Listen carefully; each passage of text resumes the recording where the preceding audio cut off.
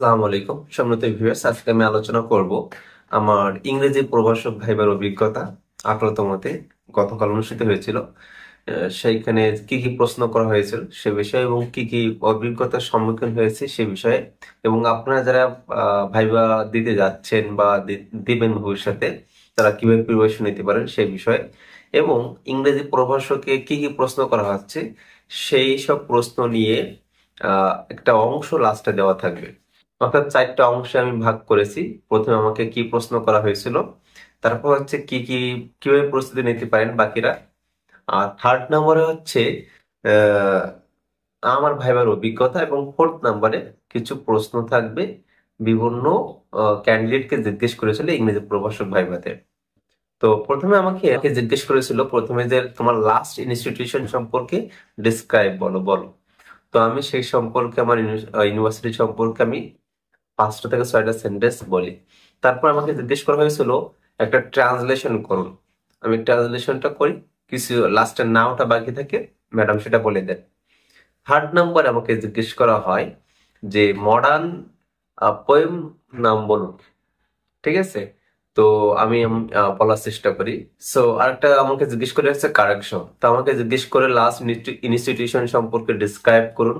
তারপর হচ্ছে অনুবাদ, একটা ট্রান্সলেশন জিজ্ঞেস করে, তারপর একটা কারেকশন জিজ্ঞেস করে, তারপর হচ্ছে আমার হচ্ছে জিজ্ঞেস করে হচ্ছে মডার্ন পোয়েম সম্পর্কে।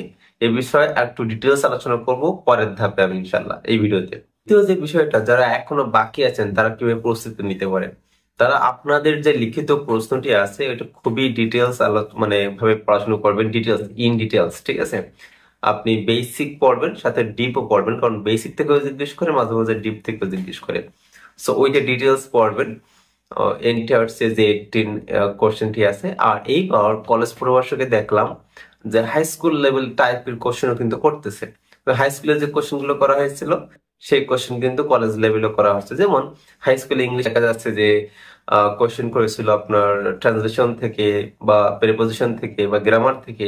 এবার আমরা দেখলাম যে ইংরেজি প্রভাষকেও কিন্তু যে ওই ঠিক ওই লেভেলের কোশ্চেনই হচ্ছে। কারণ কি, আমরা জানি ইংলিশ প্রভাষক কিন্তু একটা অংশ আপনার কলেজের ক্লাস নেই, এইচএসসি লেভেলের বা 9-10-এর মাদ্রাসায় ক্লাসও কিন্তু নেওয়া লাগে। তো সেক্ষেত্রে তারা এই বিষয়টা খেয়াল করতেছে। আপনাদের করণীয় কি হবে? আপনাদের করণীয় হচ্ছে 18 যে কোশ্চেন গুলো আছে সেটা ভালোভাবে সলিউশন করা, বা যে আপনি যে পরীক্ষাটা দিবেন লিখিত পরীক্ষার প্রশ্নগুলি সলিউশন করা, পাশাপাশি বেসিক যেগুলো আছে রিটেন যে সিলেবাস ছিল সেটা কমপ্লিট করা।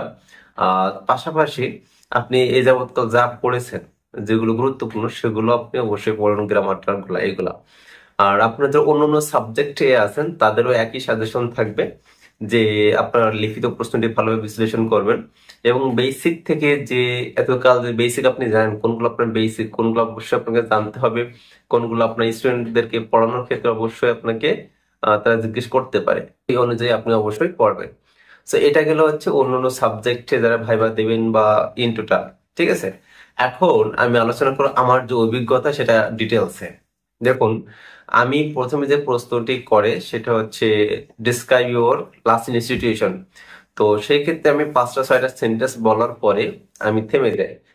ঠিক আছে, অফ হয়ে যাই, আর ঠিক সেভাবে আমি মনে করতে পারতেছিলাম না বা বলতে পারতেছিলাম না। সেক্ষেত্রে আমি বললাম ইন শর্ট। সো ম্যাডাম মনে হইলো যে আরো কিছু শুনতে চাচ্ছেন। সেকেন্ড আমাকে যে কোশ্চেন করেছিলেন কারেকশন, যে লাইনটি কাট দ্য লাইন, বলছিল কাট দ্য লাইন, এই সেন্টেন্সটা আপনাকে কি করতে হবে, কারেকশন করতে হবে, পেন থ্রু দ্য লাইন। এখন কথা হচ্ছে তখন আমি বলতে পারিনি এবং অনেক ইতস্তত বোধ করছিলাম, কারণ ইনস্ট্যান্ট এই খুবই সহজ একটা কোশ্চেন আমার মাথায় আসতেছিল না, খুবই সহজ। থ্রু দ্য লাইন মনে আসছিল, ঠিক আছে, কাট দ্য লাইন ম্যাডাম বলে থ্রু দ্য লাইন মনে আসছিল, কিন্তু পেনটা মনে আসতেছিল না। চিন্তা করুন, কারণ আছে এর পিছনে আমার কিছু বিষয় আছে, সেগুলো আমি একটু পরে বলছি কেন মনে আসতেছিল না এত সহজ কোশ্চেন। আচ্ছা, থার্ড নাম্বার যেটা ট্রান্সলেশন। সো ট্রান্সলেশন আমি করেছিলাম, শুধু নাওটা ম্যাম যোগ করে দিয়েছিলেন। নাও একটা ট্রান্সলেশনের নাও মানে এখন, সেটা আমি বলে নিই। চতুর্থ, যে ম্যাডাম জিজ্ঞেস করলেন যে মডার্ন পোয়েমের নাম বলুন। আমি বোকার মতো কোশ্চেনটা খেয়াল না করে আমি মডার্ন লেখক অথর ভেবে কয়েকজন অথরের নাম আমি বলে গেলাম। পরে ম্যাডাম বললেন, আমি আবার নিজেকে কারেকশন করলাম যে হ্যাঁ মনে পড়ছে, ম্যাডাম তো জিজ্ঞেস করছে পোয়েট, সরি পোয়েম। সো আমি আবার পোয়েট ভেবে কয়েকজন পোয়েটের নাম বলে দিলাম। সো পরে ভাবলাম যে না, পোয়েমের নাম বলেছে, তখন আমি একজন পোয়েমের নাম বললাম, সরি, পোয়েম একটা মানে কবিতার নাম বললাম। সো এই যে কিছু এত কিছু কেন আমি এক সেন্সে ধরতে পারতেছিলাম না, বিকজ মানে পরীক্ষা যেদিন, সেই রাতে আমি মাত্র 1 থেকে 1.5 ঘন্টা ঘুমাইতে পারছিলাম। এবং ঘুমাইতে পারছিলাম কেন পারছিলাম না অধিকাংশ রাত, বিকজ আমি হচ্ছে সারাদিন টায়ার্ড ছিলাম। এবং যেখানে গেছিলাম সেই রুমটা খুবই গরম ছিল। আমরা জানি, আমরা যারা বাইরে থেকে ভাইবা দিতে যাই, তো সেইখানে হচ্ছে দেখা যাচ্ছে বিভিন্ন হোটেলে থাকি কিংবা দেখা যাচ্ছে বন্ধুদের মেসে থাকি। তো এই গরম আমি সহ্য করতে পারিনি, যার কারণে আমি ঘুমাইতে পারিনি সারা রাত। তো সেক্ষেত্রে আমার ব্রেনটা ঠিকঠাক কাজ করতেছিল না, মাথা ব্যথা করতেছিল। তাছাড়া 11:30টার ভাইবা শুরু হয়েছিল 1টার সময়। সো সেক্ষেত্রে একটা সমস্যা ছিল। তাছাড়া ভাইবার তো হালকা একটু প্রেশার থাকেই, যদিও আমি সেভাবে নেই, কারণ ভাইবা যে আমার একাডেমিক্যাল যে পড়াশোনা, অর্থাৎ প্রতি বছর প্রতিটা সেমিস্টারে আমাদের একটা বছরে 2টা সেমিস্টার থাকে। তো প্রত্যেকটা সেমিস্টারে কিন্তু আমাদের ভাইবা সিস্টেম ছিল। তো সেটা হচ্ছে একাডেমিক্যাল, এটা হচ্ছে আপনার জব রিলেটেড, টোটালি ডিফারেন্ট। তবুও একটু সহযোগিতা করছিল আমাকে আমার একাডেমিক বিষয়গুলো, তো সেভাবে নার্ভাসনেস ছিল না। তো ওইখান থেকে ওই যে একটা প্রশ্নের উত্তর আমি ঠিকভাবে দিতে পারিনি, যখন আমি ভুলে গেছিলাম তখন কিন্তু একটু মানে মাথাটা আউলে গেছিল, সহজ কথায়। তবে বাকি কোশ্চেন গুলো আমি সবই অ্যান্সার করতে পেরেছি। তবে দেখা যাচ্ছে যে ওই যে হাফ হাফ কিছু অংশ বাদ চলে গেছে এবং কিছু অংশ কোশ্চেন ধরতে পারিনি।